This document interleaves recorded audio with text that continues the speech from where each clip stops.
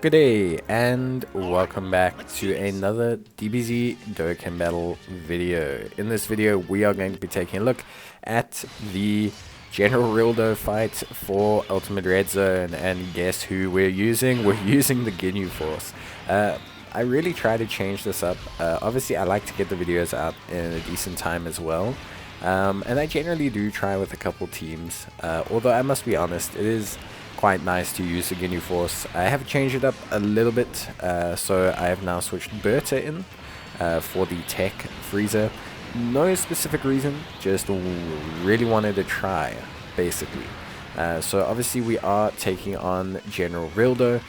General Rilldo is the third fight in the GT Red Zone. So the Ultimate Red Zone GT edition, General Rilldo is the third fight, and he's pretty challenging. He's caused quite a few people some issues, which I think is understandable. I think the main issue that he gives people, his typing. So he's int, AGL, and tech, which is quite challenging because it is 3 different types. So the only real effective type you can bring in here is physical. Bringing in physical type units generally is okay, due to the fact that they don't carry any type disadvantage at any point, which I think is one of the few or the only typing in this stage that carries that. So that's one thing that adds to his difficulty. And then of course in the final phase he also locks character switching, which is pretty difficult. He lowers defense as well, which I think is always something that's quite, tough for players to handle, because we rely a lot on raw defense. So when your team doesn't have evasion or damage reduction, you can generally struggle quite a bit. So yeah, in terms of our team build, obviously we are using the Ginyu Force, which is led by the AGL Captain Ginyu, one of the best units in the game currently. Just overall really solid unit. Really like this guy. But yeah, so we're using the Ginyu Force. We are using a combination of free-to-play units and of course a combination of the summonable units. So we have the 2 noticeable differences from the previous team, so I'll point those out first. But basically we have Berta. So Berta is pretty cool. Berta is obviously a free-to-play unit.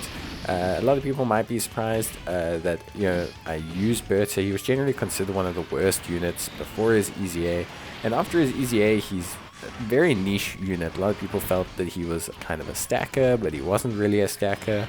But he was, but he wasn't. It's a very strange kind of situation. But that being said, Berta is pretty good. He has attack and defense of 100%. He gains 20% attack and defense per key sphere obtained, which is very good.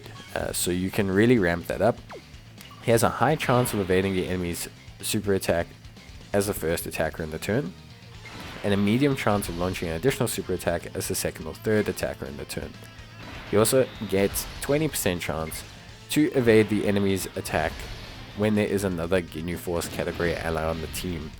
So the thing with Berta is that he's definitely a pretty solid unit. He raises his defense, which is something that's very noticeable. When you raise your defense, it's obviously very good, but when you couple that with a little bit of evasion to kind of just help with not getting absolutely slaughtered by the first super attack that comes your way, I think it's very good. So Berta is really solid. I thought I'd bring him here just to test out how he does in the final phase against the Tech Rilldo. And then of course we have the AGL Golden Freezer.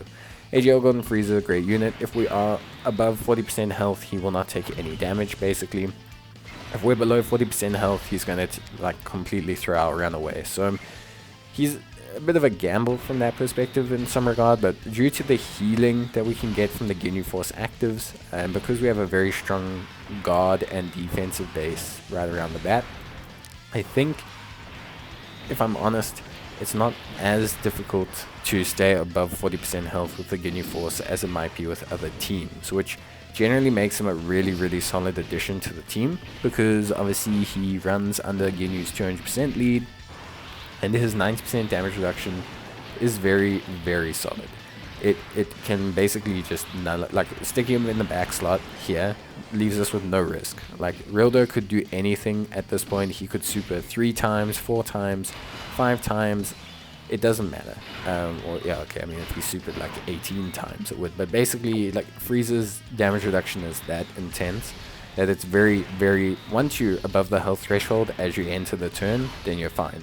If you're below the health threshold, then you've lost. But it's okay. So yeah, that's the 2 kind of changes.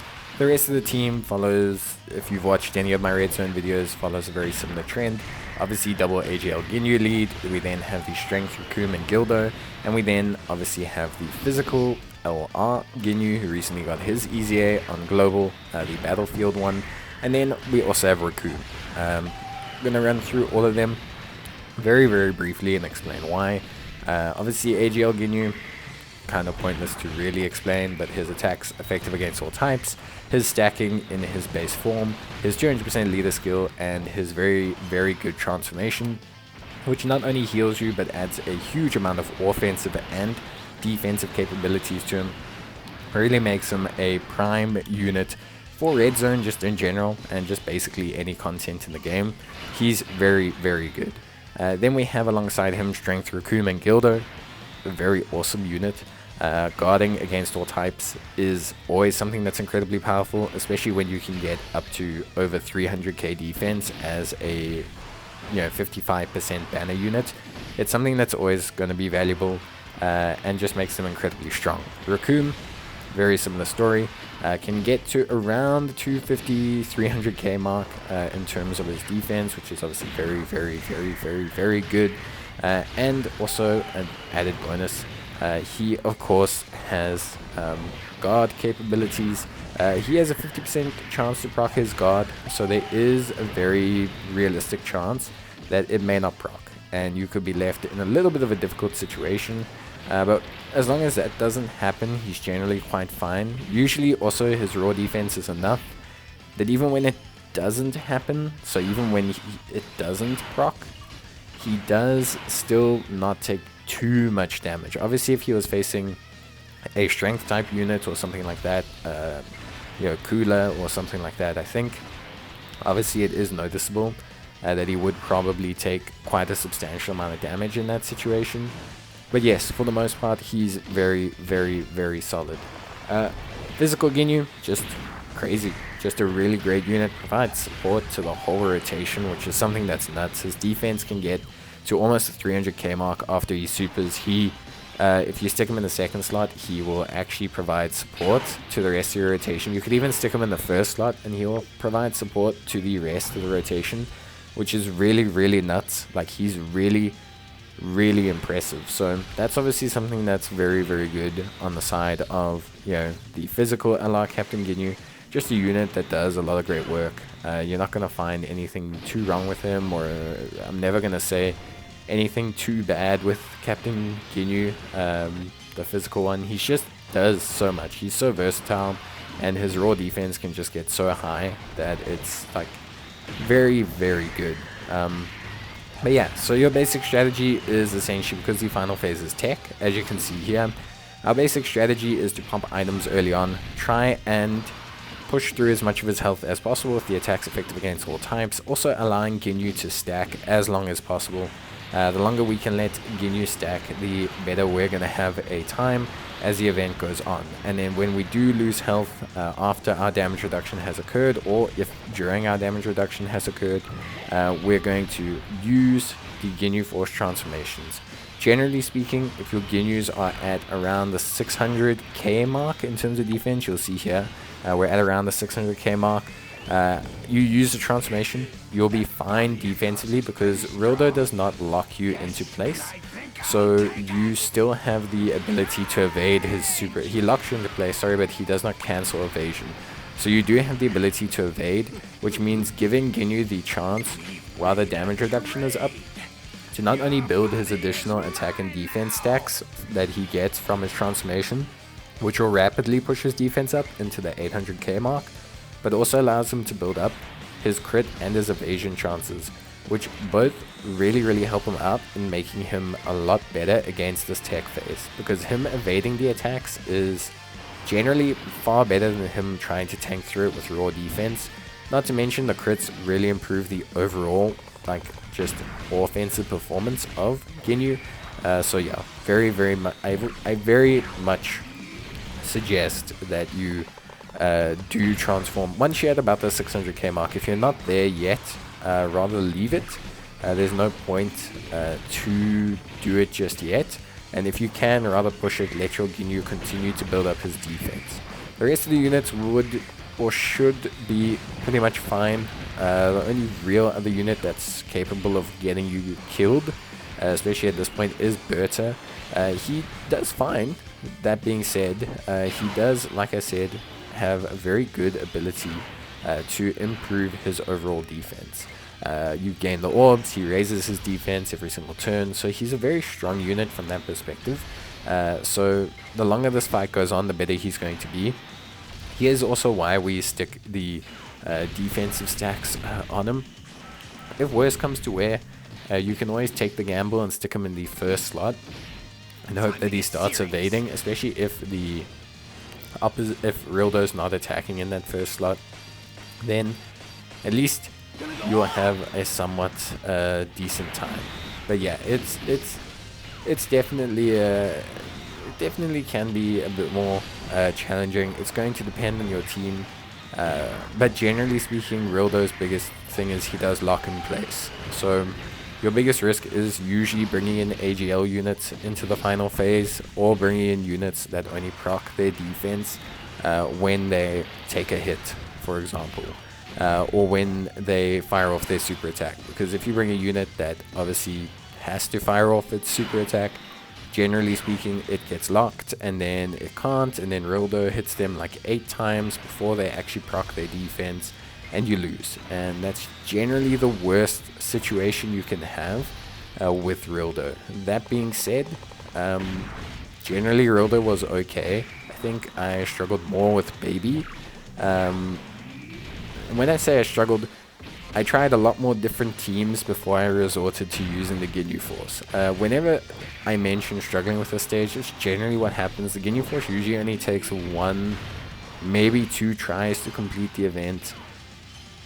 Honestly, it's more just I like to try and get other completions with other teams. I mean, I tried an Android Cell Saga team the other day for the one event.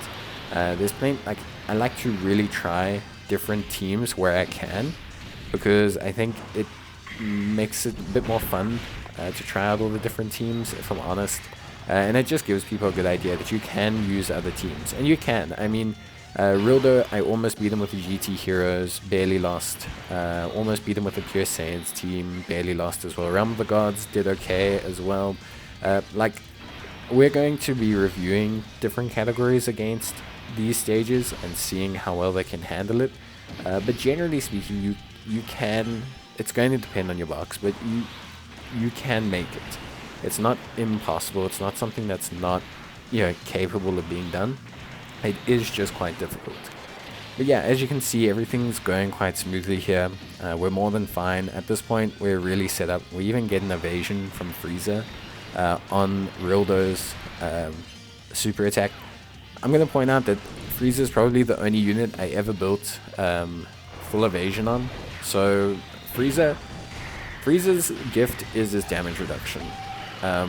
Frieza's gift is his damage reduction. When it's not there, you want him to evade. So I just built him full evasion, because it's not like his damage reduction procs on anything. There's no risk, and his damage is really not that impressive, and nor does he have any other utility. So honestly, just built him full evasion.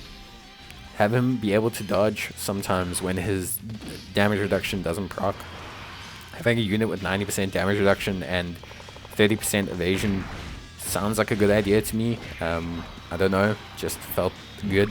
It's probably one of the few times I've ever actually strictly built evasion on a unit.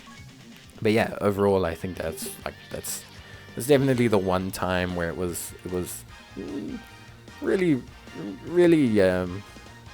solid. It worked out for me. But yeah, that was Rilldo.